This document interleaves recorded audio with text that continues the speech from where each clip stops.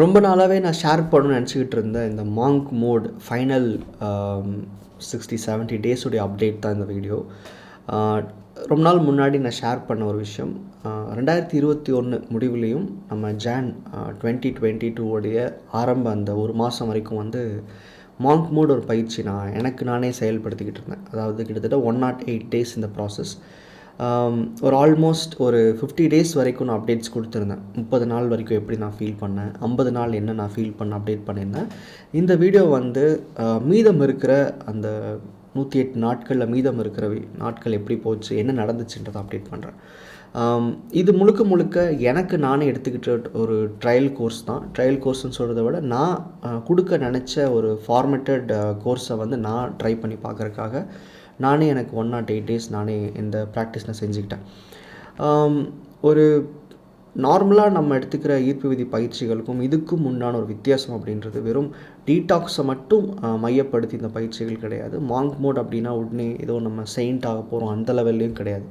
ப்ராக்டிக்கலாக இன்றைக்கி இருக்க லைஃப் ஸ்டைலில் முடிஞ்ச அளவுக்கு எல்லா ஏஜில் இருக்கிறவங்களும் எல்லா விதமான பழக்க வழக்கங்கள் கல்ச்சர் இருக்கிறவங்களும் ஃபாலோ பண்ணக்கூடிய விஷயமாக தான் நான் ட்ரை பண்ணேன். ஸோ அதுக்காக இந்த முயற்சி நானே பண்ணிக்கிட்டேன். ஸோ அப்போ என்னால் செய்ய முடிஞ்ச சில விஷயங்கள் அடுத்தவங்களால் செய்ய முடியாதனால அந்த கோர்ஸை கஸ்டமைஸ் பண்ணுறது நான் முடிக்கலை. நான் இதை பயிற்சி பண்ணி பார்த்துருந்தாலும் என்னால் சில விஷயங்கள் செய்ய முடிஞ்சது, அது எல்லாருனாலையும் செய்ய முடியுமான்னு தெரியாது. சில பேர் என்னை விட இந்த கோர்ஸை பெட்டராக பண்ணுறதுக்கு வாய்ப்பு இருக்குது. அப்படி இருக்கும்போது எல்லா விதமான ஆட்களுக்கும் எல்லா விதமான வாழ்க்கை முறையில் இருக்கிறவங்களுக்கு இது பயன்படணும். ஸோ அதில் நிறைய ஆப்ஷன்ஸ் இருக்கும், நிறைய லெவல்ஸ் இருக்கும். For example level 1 to level 5 வரைக்கும் இருக்கலாம். அதாவது சில பேர் லெவல் 1 பயிற்சிகளை மட்டும் பயன்படுத்தலாம், சில பேர் லெவல் 2 மட்டும் பயன்படுத்தலாம், சில பேர் லெவல் 3 மட்டும் பயன்படுத்தலாம். அவங்களுக்கு என்ன முடியுமோ அந்தளவுக்கு அந்த பயிற்சியை பண்ண முடியும்.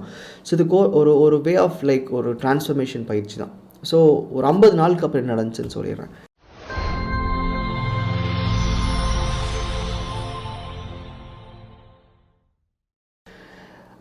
ஃபஸ்ட்டு விஷயம் கிளாரிட்டி. ரொம்ப கம்போஸ்டாக ஃபீல் பண்ணேன். ஃபஸ்ட்டு ஒரு 10 days to 50 days பார்த்தீங்கன்னா ரொம்ப கம்போஸ்டாக இருந்துச்சு. லைஃப் கம்ஃபர்டபுளாக போச்சு. நிறையா ஒரு விதமான ஒரு கிளாரிட்டியெல்லாம் கிடச்சிது. ஆனால் ஒரு போஸ்ட் 50 days தாண்டும் போது ரொம்பவே டஃப்பாக தான் இருந்துச்சு. ஏன்னா ப்ராசஸ் நிறைய ஆட் பண்ண ஆரம்பித்தேன். எக்ஸ்பெரிமெண்ட்டாக தான் நான் பண்ணிட்டுருந்தேன். ஸோ ஒரு ஈஸியான லெவல்லேருந்து அடுத்தடுத்த லெவல் போகும்போது ரொம்ப டிஃபிகல்ட்டாக ஃபீல் பண்ணேன். நிறையா ரொட்டீன் எனக்கு கெட ஆரம்பிச்சிது. ஸோ அங்கே சில விஷயங்களை சரி செஞ்சுக்கிட்டு அந்த ப்ராசஸை ஒரு 60-70 டேஸ் தாண்டும் போது பார்த்திங்கன்னா அப்படி ஒரு கிளாரிட்டி என் லைஃப் நான் எங்கேயுமே பார்த்தது கிடையாது. எனக்கு ஒரு டைம் இது ஞாபகம் இருக்குது. என்னுடைய வேலையை விடணும் நான் முடிவு பண்ணப்போ நான் யாரையுமே கேட்கல, எந்த ஒரு ஆட்கள்கிட்டே ஒப்பீனியன்ஸோ கேட்கவே இல்லை, சொல்லக்கூட இல்லை. நிறையா பேர்த்திட்ட ஒரு 2 பேருக்கு மட்டும் இன்ஃபார்ம் தான் பண்ணேன், நான் அட்வைஸ் கூட கேட்கல. அப்படி ஒரு கிளாரிட்டி, நான் என்ன பண்ண போகிறேன், என் லைஃப் இதுக்கப்புறம் எப்படி இருக்க போகுது, என்ன இந்த டைரெக்ஷன் எப்படி கொண்டு போகுது. அப்போது நான் அதை நான் எனக்குள்ளே முடிவு பண்ணிக்கிட்டு எனக்கு ஏற்பட்ட கிளாரிட்டியில் எடுத்த ஒரு வேகமான முடிவு. ஆனால் அது நான் இன்றைக்கி வரைக்கும் ரெக்ரெட் பண்ணல. பிகாஸ் அதுக்கப்புறம் தான் என் வாழ்க்கையில் பெரிய மாற்றங்கள் நான் பார்த்தேன். ஸோ அப்படி ஒரு தைரியம், அப்படி ஒரு கிளாரிட்டி இந்த லாஸ்ட் எனக்கு அந்த ஃபேஸில் எனக்கு கிடச்சி இந்த ப்ராசஸில். இங்கே கிளாரிட்டி அப்படின்னு நான் சொல்கிறது சும்மா அடுத்ததாக என்ன பண்ண போகிறோம் அப்படின்றது கிடையாது. நான் செய்ய போகிற செயல் அடுத்த 3 வருஷம் 4 வருஷம் 5 வருஷம் இல்லை அடுத்த 10 வருஷத்தில் என் வாழ்க்கை எப்படி மாற்ற போகுது, என்ன மாதிரி என் வாழ்க்கை இருக்குன்றதை முதற்கொண்டு உங்களால் புரிஞ்சிக்க முடிகிற அளவுக்கு ஒரு கிளாரிட்டி இருக்கும். அதோடு சேர்ந்து வர்றது தான் ஒரு தைரியம், ஒரு ஃபியர்லெஸ்னஸ் ஆக்ட்னு சொல்லலாம். அதாவது ஒரு முடிவெடுக்கிறதுக்கு நமக்கு இருக்கிறது என்ன தடையாக இருக்கும்னா, நம்ம எதிர்காலத்தை பற்றி கற்பனை பண்ணி பார்ப்போம், பயத்தை தேடுவோம், நம்ம எப்படியெல்லாம் அது தடையாகலான்னு தேடுவோம். ஆனால் நம்ம எடுக்கிற முடிவுகள் எப்படி இருந்தாலும் அதை நம்ம ரீஆர்கனைஸ் பண்ணிக்க முடியும், நம்மளால் ஜெயிக்க முடியுன்ற அந்த கிளாரிட்டி கொடுக்கும். இது வெறும் தன்னம்பிக்கைன்னு சொல்ல மாட்டேன், நம்மளால் ஒரு விஷனை கிளியராக பார்க்க முடியும். ஒரு கம்பெனியை ஸ்டார்ட் பண்ணுறோம், ஒரு ஆர்கனைசேஷன் ரன் பண்ணுறோம் அப்படின்னா அதுக்குன்னா அந்த விஷன் கூட எக்ஸ்டர்னல் ஃபேக்டர்ஸ் நம்பி தான் நம்ம ஸ்டார்ட் பண்ணுவோம். ஆனால் இந்த ப்ராசஸ்க்கு அப்புறமா நான் யோசிச்சப்போ, நான் என்னோடய முடிவுகள் எடுக்கும்போது நான் கவனித்த விஷயம் என்னென்னா, எனக்கு இது எப்படி ரன் ஆகும்னு தெரியும், அதில் என்ன பிரச்சனை வந்தால் நான் எப்படி ஹேண்டில் பண்ணணுன்னு தெரியும், அந்த முடிவு எப்படி இருக்குன்னு நான் சொல்ல முடியும். அந்தளவுக்கு ஒரு கிளாரிட்டி இருந்துச்சு. நான் நிறைய இடங்களில் மென்ஷன் பண்ணியிருப்பேன், நான் ஒரு பெரிய ப்ராஜெக்ட் ஒன்று ட்ரை பண்ணிருக்கேன் அப்படின்ட்டு. அது கூட இந்த மாங்க் மோட் பீரியடில் தான் நான் ஸ்டார்ட் பண்ணேன். ரொம்ப நாளாக யோசிச்சுக்கிட்டு இருந்த ஒரு விஷயம், எனக்குள்ளே ஒரு மாதிரி பயம் இருந்துச்சு.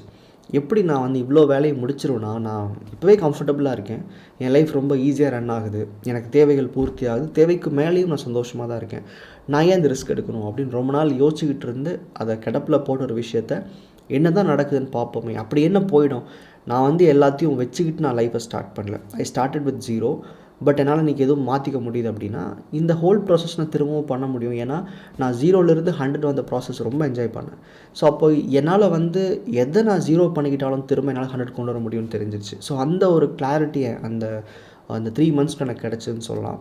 ஸோ அப்படி நான் முடிவெடுத்து பண்ண ஒரு விஷயந்தான் கம்ப்ளீட்லி நான் யோசிக்காத, இந்த அளவுக்கு நான் ரிஸ்க் எடுத்து இவ்வளோ எஃபர்ட் போடணும்னு யோசிக்காத ஒரு விஷயம். கிட்டத்தட்ட ஒரு 7-8 பேர் செய்ய வேண்டிய வேலையை நான் ஒருத்தனே தான் செஞ்சேன் இந்த லாஸ்ட் 2-3 மந்த்ஸ்க்குள்ளே. நிறைய பேர் ஹையர் பண்ணலை அப்போ நான். அப்போது அந்த ஒரு ஃபியர்லெஸ்னஸ், அந்த ஒரு கிளாரிட்டி, நான் செய்கிற வேலைகள் இருக்கிற அந்த நெக்ஸ்ட் ஸ்டெப் போகிறத பார்க்கும்போது ஐ ஃபீல் ஸோ கான்ஃபிடென்ட். இந்த ஹோல் ப்ராசஸ் வந்து ட்ரான்ஸ்ஃபர்மேஷன்றது வெறும் எண்ணங்கள் அளவில் மட்டும் இல்லாமல் நீங்கள் ஒரு ஃப்யூச்சரை ஓரளவுக்கு ப்ரெடிக்ட் பண்ணக்கூடிய அளவு கூட கிளாரிட்டி வரும்ன்றது நான் இங்கே தான் புரிஞ்சுக்கிட்டேன். ஸோ ஒவ்வொரு ஸ்டெப்பாக நான் முடிக்கும் போது ஆல்மோஸ்ட் 1 or 8 days கிளியர் பண்ணும்போதெல்லாம் டைம் இல்லை எனக்கு. இந்த வீடியோஸை நான் அப்பப்போவே எடுத்துகிட்டு அப்போவே முடிச்சு உங்களுக்கு ஷேர் பண்ணணும், எல்லாமே ஃப்ரெஷ்ஷாக கொடுக்கணும்னு நினச்சி என்னால் பண்ண முடியல. அப்போது நான் எங்கெல்லாம் வந்து என்னுடைய லைஃப் ரொம்ப ஹெக்டிக்காதுன்னு நினைக்கிறேனோ முதல்ல என்ன பண்ணுவேன்னா கொஞ்சம் லீவ் விட்டுருவேன். எனக்கே ஒரு நாள் 2 நாள் பிரேக் எடுத்துக்கலாம் அப்படின்னு நினைப்பேன். ஆனால் இப்போ ரீசெண்டாக பார்த்தீங்கன்னா என்னோடய ஸ்கெடியூல்ஸை குறைச்சிக்கிறதுக்கு கூட என்னோடய கோர்சஸ் ஃபுல்லாக ஆன்லைனில் கொண்டு வந்துட்டேன். அப்போ இதெல்லாம் நான் என்றைக்கோ பண்ணியிருக்கலாம், என் நேரத்தை நிறையா மிச்சம் பண்ணியிருக்கலாம், நிறையா விஷயங்களை முதல்ல மாற்றிருக்கலாம். பட் இந்த கிளாரிட்டியெல்லாம் எனக்கு வரவே இல்லை. நிறைய அப்டக்கிள்ஸ் நான் கிளியர் பண்ண முடிஞ்சுது.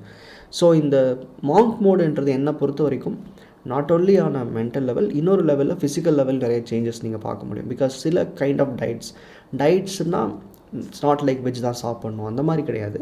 பட் டு அன் எக்ஸ்டென்ட் உங்கள் எனர்ஜியை ரீட்டைன் பண்ணுறதுக்கு என்ன மாதிரி நம்ம சாப்பிடுவோம், எப்படி சாப்பிடுவோன்றது கூட இந்த மாங்க் மோடில் ஒரு பார்ட்டாக இருக்கும். அது உங்களுக்கு எப்படி ஃப்ளெக்சிபிலிட்டி இருக்குமோ அந்த மாதிரி அந்த ஹோல் ப்ராசஸை, அந்த ஹோல் கோர்ஸை நீங்கள் சூஸ் பண்ணி பண்ணலாம். ஸோ அதெல்லாம் நான் அக்கமடேட் பண்ணியிருக்கேன் உள்ள. அது மட்டும் இல்லாமல் அடிஷ்னலாக சொல்லணும் அப்படின்னா affirmations plays a major role. இந்த ப்ராசஸில் அஃபர்மேஷனுக்கான பங்கு ரொம்ப அதிகம். ஆல்மோஸ்ட் ஒரு நாளில் டே இன் டே அவுட் ஃபுல்லாக வந்து அஃபர்மேஷன்ஸோட பங்கு அதிகமாக இருக்கும். சிலது வந்து கேட்பீங்க, சிலது பார்ப்பீங்க, சிலது படிப்பீங்க. பட் அஃபர்மேஷனோட மேஜர் ரோல் இங்கே இருக்கும். காரணம் என்னென்னா நிறையா உள்ளே இருக்கிற கழிவுகளை வெளியேற்றுறதுக்கு நம்ம வெறும் நல்ல எண்ணங்களை உருவாக்குறது மட்டும் பத்தாது, உள்ளே இருக்கிற தேவையில்லாத எண்ணங்களை வந்து கழிக்கணும் அப்படின்றது தான். So affirmation plays a major role. ஒரு டேயில் ஒவ்வொரு சில அக்கேஷன்ஸ்க்கும் சில அஃபர்மேஷன்ஸ் இருக்கும். ரொம்ப பெரிய ஆடியோலாம் இருக்காது, ரொம்ப சிம்பிளாக ஈஸியாக ஹியர் பண்ணிக்கிற மாதிரி தான் இருக்கும். ஸோ இது ஒரு பெரிய மேஜராக சேஞ்சாக நான் பார்த்தேன் எனக்குள்ள. நம்ம ஜென்ரலாக எல்லா ஒரு ஈவெண்ட்டுக்கும், ஒரு தேவைகளுக்கும், ஒரு மேனிஃபெஸ்டேஷனுக்கு மட்டும் வந்து நம்ம அஃபர்மேஷன்ஸ் வச்சுருப்போம். அப்படி இல்லாமல் ஒரு ஸ்பெசிஃபிக் ரொட்டீனுக்குள்ளே எப்படி அஃபர்மேஷன் அக்கமடேட் பண்ணுறது, எப்படி அந்த டே ஃபுல்லாக நம்ம கிரேட்ஃபுல்லாக பார்க்குறதுன்னு கூட இதனால் கண்டுபிடிக்க முடிஞ்சுது. ஸோ ஒரு எக்ஸ்பெரிமெண்ட்டாக ஸ்டார்ட் பண்ண பயிற்சி தான். நான் அதை வந்து எக்ஸ்பெரிமெண்ட்டாக தான் நானும் பண்ணேன். உண்மையிலேயே அதை வந்து எக்ஸிக்யூட் பண்ணணும், கொண்டு போய் உங்களுக்கு கொடுக்கணும். ஆனால் அதுக்கு முன்னாடி எக்ஸ்பெரிமெண்ட் பண்ணி பார்க்கலாமே நினச்சேன். பட் அந்த எக்ஸ்பெரிமெண்ட்டில் எனக்கு பெரிய மாற்றங்கள். உண்மையை சொல்லப்போனால் இந்த மாங்க் மோடில் ஃபஸ்ட்டு பெனிஃபிட் ஆனது நான் தான் சொல்லுவேன். So before even starting the course, நான் கோர்ஸை பில்ட் பண்ணி முடிக்கலை. So I'm so happy. இது நான் சொல்கிறதுக்கு காரணம் என்னென்னா என்னுடைய ஒரு லாஸ்ட் 4-5 இயர்ஸுடைய மொத்த டிரான்ஸ்ஃபர்மேஷனையும் சேர்த்தா கூட நான் லாஸ்ட் ஒரு 3-4 மந்த்ஸ்க்குள்ளே பண்ண விஷயங்களுக்கு வந்து ஈடாகாது. அந்தளவுக்கு வந்து பெரிய மாற்றங்களை என் லைஃப்பில் உருவாக்க முடிஞ்சுது, பெரிய ஐடியாஸ் கொண்டு வர முடிஞ்சுது. நான் நினச்சி பார்க்காத க்ரோத்துக்கு இது கொண்டு போகிறதுக்கு உண்டான வாய்ப்புகளையும் பார்த்தேன். நிறைய இடங்களில் சொல்லியிருப்பேன். என்னுடைய சில பேர் கேட்டிருப்பீங்க, நீங்கள் உங்கள் இலக்கை எவ்வளோ தூரம் அடைஞ்சிருக்கிறீங்க, உங்கள் கோலை மேனிஃபெஸ்ட் பண்ணிட்டீங்கன்னு கேட்டிருப்பீங்க.